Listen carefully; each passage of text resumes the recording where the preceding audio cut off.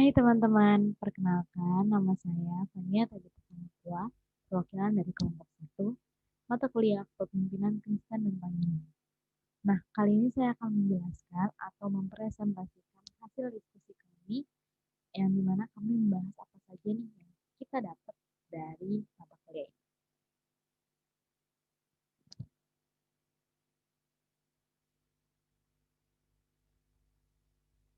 Sebelum saya memulai presentasi, saya akan memperkenalkan teman-teman yang ikut bekerja sama dan berpartisipasi dalam presentasi kami. Yang pertama, Maria Yulia. Job desk-nya adalah isu kontemporer dan prinsip kepemimpinan.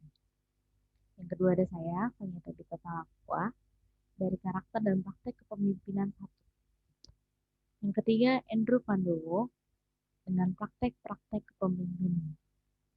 Yang keempat, ada Catherine Esther Gita, sebagai editor. Yang pertama, kajian isu kontemporer kepemimpinan. Apa sih kajian, apa sih isu kontemporer yang sedang terjadi di Indonesia? Isu kontemporer itu apa? Isu kontemporer adalah permasalahan yang sering terjadi di satu wilayah tertentu.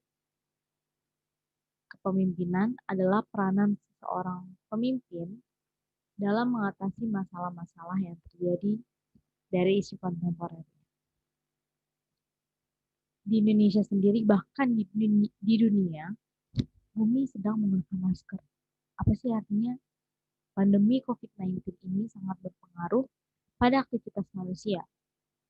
Dari aktivitas manusia yang terhambat, perekonomian menurun, dan pemerintah juga melakukan berbagai macam upaya untuk mengantisipasi penyebaran virus corona di tanah air kita.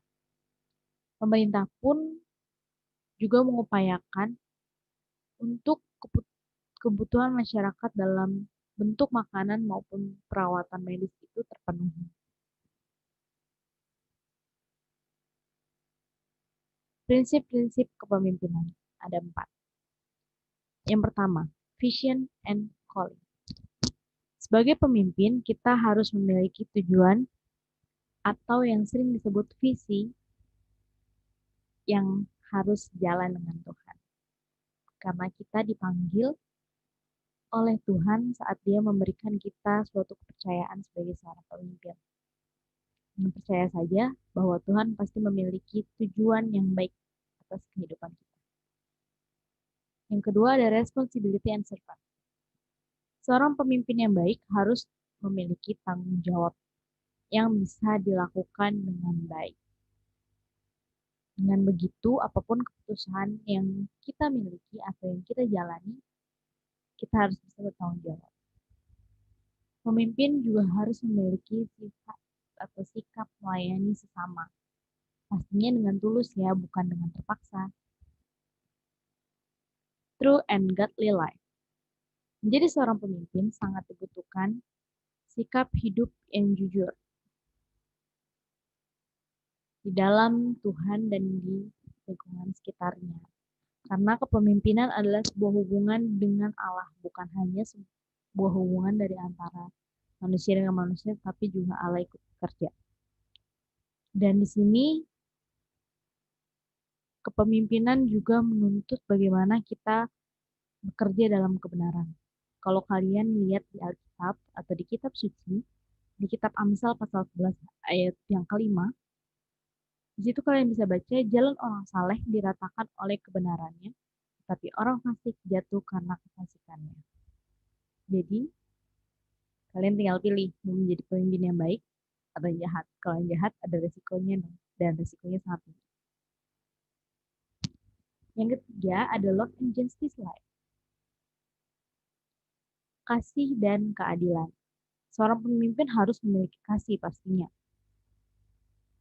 Kasih terhadap sesama tanpa memandang bulu atau tanpa memandang dari mana mereka berasal. Mengasihi dengan benar bukan hanya merupakan sebuah tugas yang tertulis secara teori, tetapi juga sebuah kewajiban yang sama seperti Allah telah mengajarkan kita untuk mengasihi. Dan Allah juga mengasihi kita lebih dulu. Maka kita juga harus bisa mempraktekannya dengan mengasihi sesama kita. Karakter kepemimpinan, proaktif dan sibilik. Apa sih proaktif itu? Proaktif itu bagaimana kita sebagai seorang pemimpin mengambil keputusan dengan tanggung jawab dan harus mengetahui konsekuensi yang harus dihadapi. Baik itu eh, resikonya baik atau buruk, kita harus siap menghadapinya. Karena dengan begitu, kita siap menjadi pemimpin yang baik. Ciri-ciri seorang proaktif. Yang pertama, cenderung aktif. Dia tidak pasif atau tidak hanya diem-diem aja tuh dalam melakukan segala sesuatu. Yang kedua, punya inisiatif yang tinggi. Yang ketiga, berpikir sebelum bertindak. Ini sering banget orang ngomongin soal ini, tapi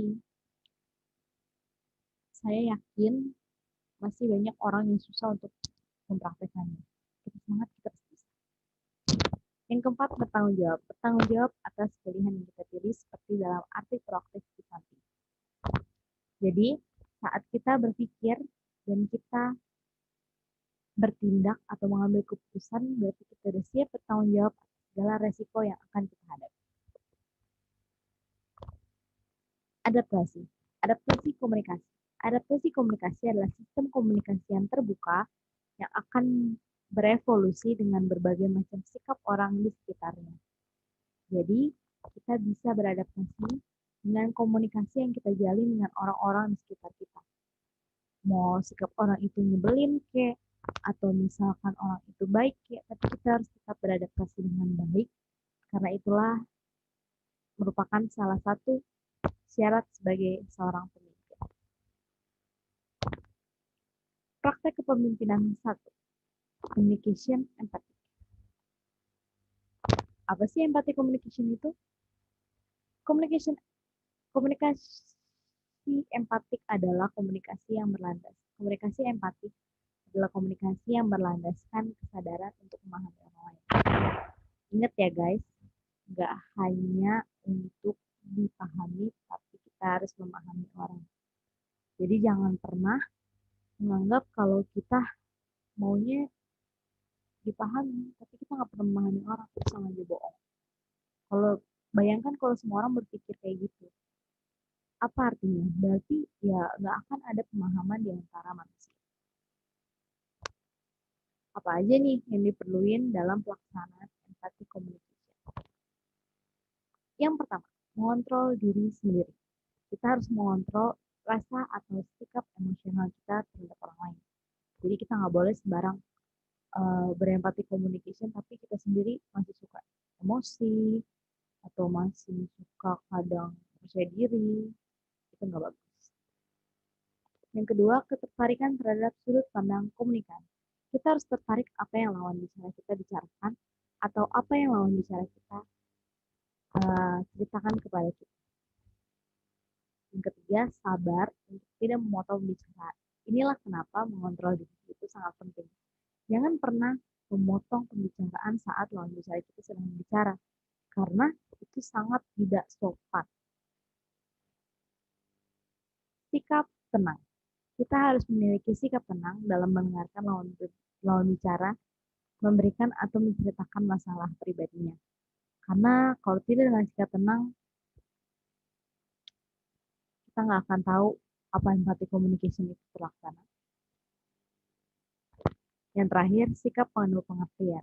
Sebelum memahami orang, kita harus mengerti orang tersebut. Maka saat mengerti orang tersebut, mengerti apa jalur ceritanya, mengerti apa jalan ceritanya, maka kita pasti bisa memahami orang dan memahami perasaan orang tersebut. Praktek kepemimpinan 2, negotiation and conflict. Kesempatan untuk belajar negosiasi ketika berhadapan dengan konflik. Semakin sukses seseorang, pasti semakin banyak konfliknya. Maka, kesuksesan seseorang ditentukan bagaimana cara dia bernegosiasi dengan orang lain. Jadilah orang penengah ketika konflik adalah cara terbaik untuk belajar negosiasi. Semakin banyak membantu orang dalam konflik yang terjadi di tengah-tengah masyarakat, atau di lingkungan sekitar kita atau di lingkungan keluarga kita, maka kemampuan negosiasi kita pasti akan semakin maju dan berkembang. Kemudian ada think win-win. Think win-win itu apa sih? Think win-win adalah kondisi di mana kedua belah pihak sama-sama untung. Tidak ada sebelah pihak yang rugi. Tapi ini hanya teori. Secara praktek kosong. Jadi bagaimana kita duluan yang memulai untuk mempraktekkan think win-win. Yang pertama, tidak saling menguntungkan kehendak pribadi. Boleh egois. Yang kedua, keseimbangan antara keberanian diri dan empati terhadap orang lain. Itulah pentingnya empati communication. Tidak hanya berempati secara sikap, tapi secara komunikasi kita juga bisa berempati. Yang ketiga, tidak menjadi terlalu baik atau egois terhadap orang lain. Gak boleh tuh karena ya udah ada maunya. Jadi ya udah anggap aja tinggalin, padahal salah satu pasti akan dirugikan. Yang keempat, negosiasi adalah untuk persetujuan yang menyenangkan kedua belah pihak. Gak hanya satu pihak ya guys. Yang kelima, memperbaiki karakter diri kita sendiri untuk mencapai win-win solution. Jadi kita nggak boleh egois, nggak boleh, pokoknya kita harus benar-benar membuat karakter diri kita itu baik. Karena dengan begitu, jalan keluarnya pasti akan terlaksana dan akan tercapai. Yang terakhir, ini tercurah di relasi dan kesepakatan kita antar orang yang ada konflik dengan kita. Atau mungkin kita sebagai pihak penengah, kita harus berpikir bagaimana mencapai kesepakatan dengan relasi hubungan yang baik. Sinergi. Di Indonesia sendiri, ada 5 sila dasar yang disebut Pancasila sebagai pedoman dasar warga negara. Indonesia pun juga memiliki beragam suku, budaya, agama, dan bahasa. Berarti kita berbeda-beda dong. Tapi ada istilah Bhinneka Tunggal Ika, bagaimana kita berbeda-beda tetapi tetap satu. Habit 6 ini ada ciri-ciri dan syaratnya. Yang pertama, membuat tujuan komunitas yang sama. Gak boleh salah, misalnya si A maunya ini, si B maunya itu namanya nggak sinkron. Yang kedua, membuat tugas komunitas sesuai spesialisasi anggota. Setiap anggota, setiap manusia pasti memiliki kelebihan dan kekurangannya masing-masing pastinya. Oleh sebab itu, kalau kita masuk dalam komunitas atau organisasi, kita harus tahu apa kelebihan dan kekurangan kita. Dengan begitu juga pemimpin organisasi ini dapat memilih apa yang dapat kita kerjakan atau apa yang dapat kita lakukan. Dan terakhir, membagi hasil keberhasilan komunitas ke anggota sesuai partisipasi. Ingat ya, yang nggak kerja, nggak bakal dapat nilai gitu. Istilah dari mata kuliah ini begitu ya. Yang nggak kerja yang nggak dapat nilai. Kalau misalkan kalian cuma duduk-duduk doang ya percuma. Tapi kalau semuanya kerja, semuanya dapat nilai dan sesuai partisipasi mereka masing-masing. Perilaku dan bakat merupakan respon tubuh seseorang terhadap lingkungan. Ini tertulis di bukunya Leonardo da Vinci, Before tahun 1490, Vitruvian Man, Pen and Ink with Wash over Metal Point on Paper. Personality type. Tipe personality banyak banget. Mungkin 16 itu hanya sekedar, tapi mungkin di luar sana lebih dari 16. Nah, personality type kamu tuh yang mana? Pilihan hidup seseorang yang akan menentukan perilaku terhadap lingkungan. Tetapi harus diingat juga nih, lingkungan juga berperan penting loh dalam pembentukan perilaku. Ya kalau kamu di lingkungan yang buruk, mungkin perilaku kamu akan buruk. Tapi jika kamu di lingkungan yang baik, kemungkinan besar perilaku kamu juga pasti baik. Bakat. Bakat itu adalah konsentrasi kemampuan pribadi yang didapat bukan melalui pilihan. ternyata nggak bisa nih gini. Ya udah gue suka sama musik aja. Karena biasanya itu dia jadi aneh atau lebih kurang bilang gitu deh. Jadi bakat itu benar-benar kemampuan dari dalam diri kita sendiri. Nah, bakat itu nggak boleh hanya dibiarin gitu aja. Harus dioptimalkan dengan berlatih. Mengoptimalkan bakat sangat penting untuk meraih tujuan setiap orang. Misalnya kamu memiliki bakat musik, kamu harus berlatih musik setiap hari atau seminggu sekali untuk melatih kemampuan kamu dan pengetahuan kamu tentang musik. Atau mungkin kamu suka visual spesial, kamu harus bisa mengembangkan bakat kamu dengan mungkin memotret benda-benda di sekitar kamu terlebih dahulu sebelum memotret orang lain atau model yang lebih jauh lagi. Sebelum saya menutup presentasi untuk perwakilan kelompok saya ingin membacakan quote dari kami sebagai anggota kelompok dengan bagaimana menjadi pemimpin yang baik bagi orang-orang di sekitar. Yang pertama dari Maria Indoria. Seorang pemimpin sejati memahami bahwa kepemimpinan bukanlah tentang diri mereka sendiri, tapi tentang mereka yang dilayani. Jadi nggak boleh mikirin diri sendiri ya saat menjadi pemimpin, harus bisa mikirin orang lain. Dari saya sendiri, Fania, to lead is difficult when you are follower of fear. Jadi jangan pernah takut, terus maju, terus berani, karena itu salah satu karakter pemimpin yang sangat diperlukan. Yang ketiga ada Andrew Pandowo. Kami belajar bekerja sama untuk membagi keberhasilan bersama. Ingat, sebagai pemimpin kita nggak boleh sendiri. Atau memang kita emang nggak bisa sendiri. Pemimpin juga butuh orang lain. Oleh sebab itu, relasi dan hubungan yang baik itu penting agar kita dapat mencapai keberhasilan atau tujuan hidup bersama. Yang terakhir ada Catherine Esther Gita. Quotes-nya itu kepemimpinan adalah sebuah aksi, bukan sekedar posisi. Yang pernah memikirkan bahwa kepemimpinan itu hanyalah jabatan belaka atau sebuah gelar belaka, tapi bagaimana kita bisa memberikan aksi yang baik bagi orang lain di sekitar kita.